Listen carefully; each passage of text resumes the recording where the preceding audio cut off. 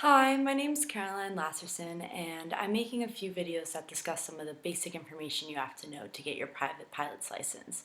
In my last video, I discussed the basics of controlling the aircraft, and today I'm going to talk about applying that knowledge to perform straight and level flight and VFR flying.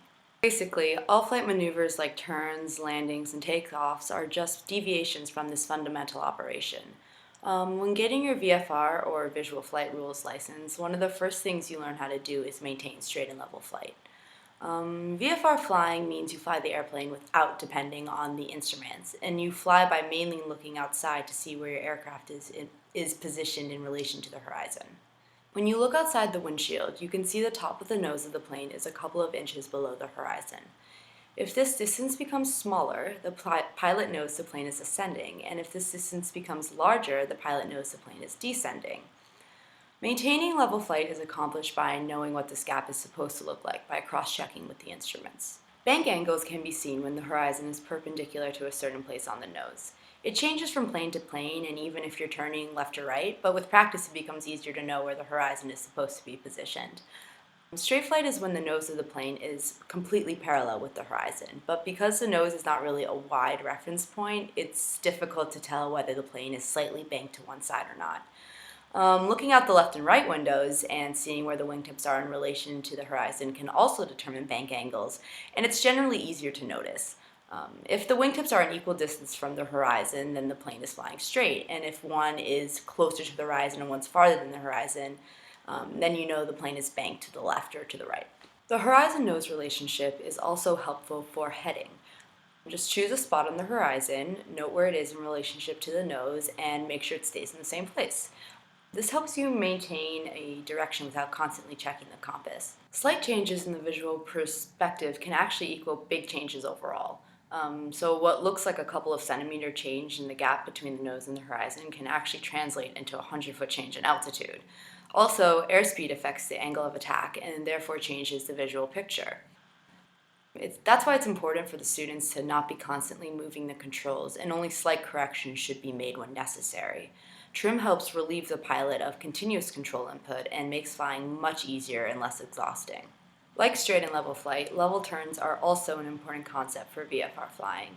Once a pilot has the basics of straight and level flight, the next step is learning how to execute a turn. All four controls on the plane are used to perform a level turn. These are the ailerons, the elevator, the throttle, and the rudder. The aileron banks the wings at a specific angle. The elevator moves the nose of the plane up or down to adjust the pitch. The throttle provides the thrust and helps tighten the turn, and the rudder is used to make the nose move in the direction of the turn and offset the yaw effect, which makes the turn uncoordinated. All turns should be coordinated. The yaw effect makes the plane yaw in the direction of the lifted wing or the opposite direction of the turn. This is because the lifted wing produces more drag. Using the rudder counteracts this response, and if done correctly, the pilot should feel a force pushing them straight down into their seat. And the ball and the turn and slip indicators should be centered. If the turn is uncoordinated, the plane either slips or skids. During a slip, the plane is yawing opposite of the turning path. So for instance, during a right turn, the pilot would feel a force pushing them right or to the inside of the turn, and the ball in the turn and slip indicator would be to the far right. To correct this would require a more right rudder. During a skid, the plane is yawing too much along the turning path. During a right turn, the pilot would feel a force pushing them to the left or to the outside of the turn, and the ball in the turn and slip indicator would be to the far left. To correct this would require less rudder pressure. There are a few general VFR rules a pilot can remember that makes responding to the turns easy.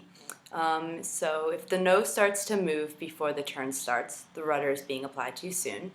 If the turn starts before the nose starts turning, the rudder is being applied too late. And if the nose moves up or down when entering a turn, the pilot is either applying too much or too little elevator pressure. There are three types of basic turns: shallow turns, medium turns, and steep turns. Shallow turns are less than 20 degrees of bank. At this turn degree, the airplane bank is so shallow that the plane wants to become level again to maintain stability unless some aileron pressure is applied to maintain the bank angle. Medium turns are between 20 and 45 degrees of bank. At this turn degree, the airplane is stable and remains at a constant bank. Past 30 degrees, altitude tends to be lost, and it's important to maintain a constant pitch angle by applying slight back pressure to the elevator. Steep turns are more than 45 degrees of bank.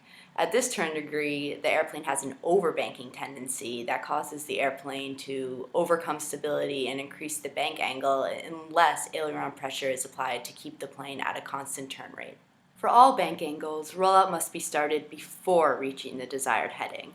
The amount of lead necessary is depending on the angle, and generally the lead is 1/2 of the degree of bank. So for instance, if the bank is 40 degrees, begin rolling out at 20 degrees before your desired heading. Another important factor to consider when performing a level turn is the horizontal lift component. There are 2 rules to remember. The rate of any turn at any airspeed increases as the bank angle increases, and the rate of any turn at any bank angle decreases as the speed increases. So that's all I'm going to talk about for VFR flying, straight and level flying, and level turns. Thanks for watching, and please check back to see more videos. Bye!